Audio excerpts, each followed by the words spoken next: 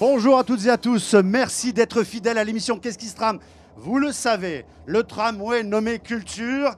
Ce mois-ci, mois de décembre, fête de Noël oblige, vous allez voir le programme conséquent qui vous attend. Et ben, vous allez le découvrir tout de suite dans le sommaire. Et au sommaire de ce mois de novembre, bonjour à tous, 3 grands rendez-vous, les 140 ans de mise en route des trams, ces chemins de fer à voie étroite devenus Stas. On en parle avec son directeur, on passera dans l'histoire et la grande histoire du tram qui allait partout. Et on parlera machine, langage cheminot avec les acteurs du musée des transports. Le 4 décembre prochain, les 140 ans du tramway. Raymond Villemagne, bonjour. Je suis ravi de vous accueillir. On se voit généralement au musée. 4 décembre 1881, naissance du tram à Saint-Étienne. La ligne, c'était quoi? La ligne, c'était Bellevue-Marengo. Bellevue-Marengo, la première ligne. La première ligne qui a été prolongée par la suite à la terrasse. Et on était sur des locomotives vapeur, des motrices vapeur, c'est ça? Tout à fait. Monsieur Mandel, à l'époque, a opté pour les motrices vapeur, car à Saint-Étienne, on savait faire des motrices vapeur depuis 1832. 1832. Donc, il y avait une société qui fabriquait des vapeurs à Saint-Étienne, donc il a opté pour les vapeurs. Alors, petite histoire, vous qui nous regardez quand même, 1831, la première ligne de tramway entre Montbrison, alors préfecture de la Loire, et Montrond-les-Bains. Je ferme la parenthèse, comme quoi dans la Loire, on a beaucoup de précurseurs et de savoir-faire, nous l'oublions pas. Mais du coup, ça se développe comment à partir de 1880? On va dire début XXe siècle.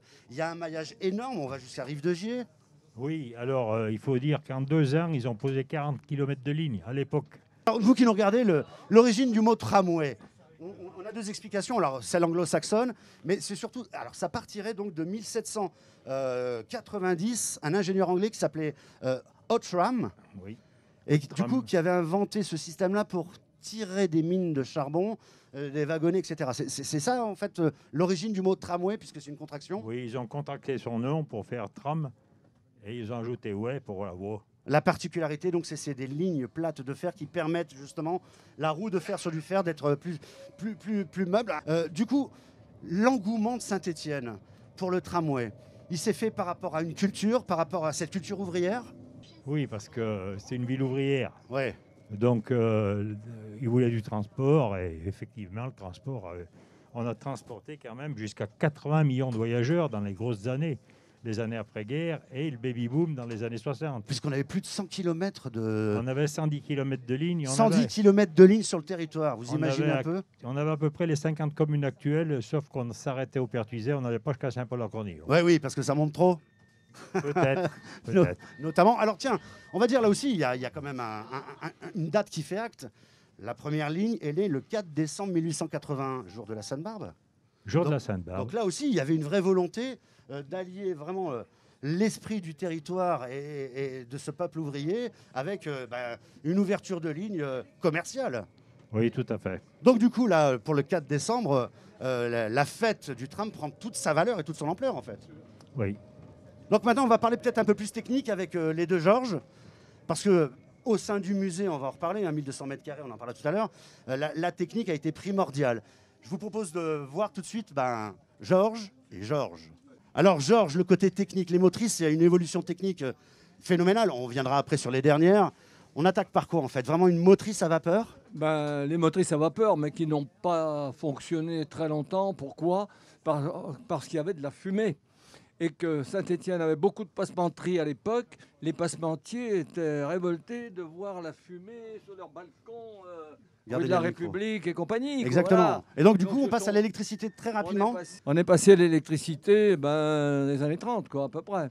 Toutes ces lignes, comment on faisait? Est-ce que le tram avait également 2 têtes pour pouvoir repartir, ou est-ce qu'il faisait une boucle pour repartir? Le tram, à l'époque, allait de Bellevue à la terrasse. Ouais. Avant, je passe quelques années, Oui, bien parce sûr. qu'à l'origine, il allait à Rive-de-Gier. Du coup, on a vraiment l'avènement du tram dans les années 50, où là, on se développe encore plus. Dans les années 50, est arrivé le trolleybus. Ah là là, la concurrence. Georges, vous voulez nous parler un peu du trolleybus, là?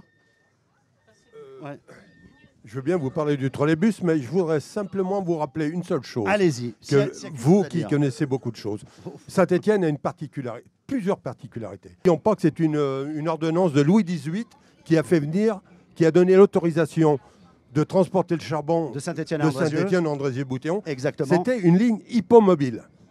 Très bien.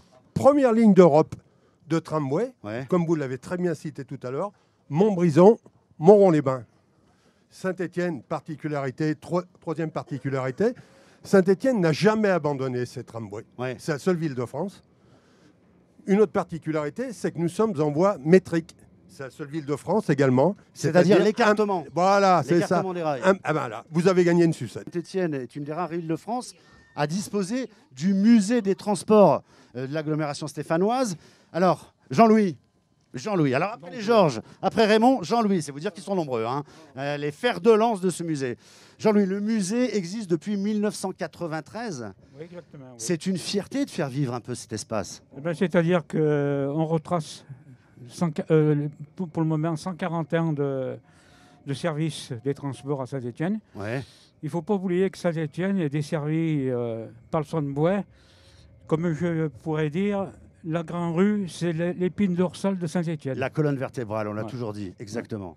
Là, il Mais fait pour beau, revenir sur le musée, ouverture en 1993, 1000 mètres carrés d'exposition. Alors bien évidemment, vous verrez un peu tous les composantes chronologiques de l'exploitation du tramway, mais vous avez également des motrices. Je crois que la plus ancienne, elle est de 1907, c'est ça? 1907, oui. Tout en bois. Tout en bois, oui. Exactement. Vous pouvez aller voir, vraiment, ça vaut vraiment le coup. Il y a également les tenues des contrôleurs, Des Il y a également chauffeurs, des tous les- receveurs, oui. tous les tickets. Les tickets, oui, à l'époque. Donc, les planches à billets.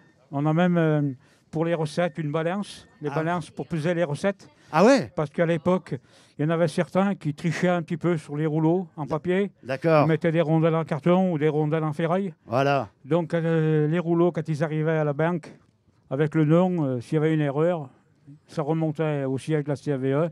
Et après, il y avait des contrôles jusqu'à la À personne. la balance. On contrôle à la balance. On Ah, contrôle à la maintenant, balance. je pense qu'à de nos jours, ça marcherait un peu moins. Ouais.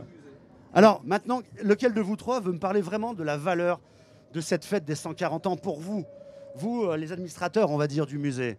C'est la transmission, entre guillemets, de nos petites connaissances avec le passé de Saint-Étienne et de transmettre ces valeurs aux écoles, à tous ceux qui viennent visiter le musée. Leur expliquer que la ville de Saint-Étienne, c'est son tramway, c'est ses transports en commun, c'est une culture unique en France. Exactement. Ouais.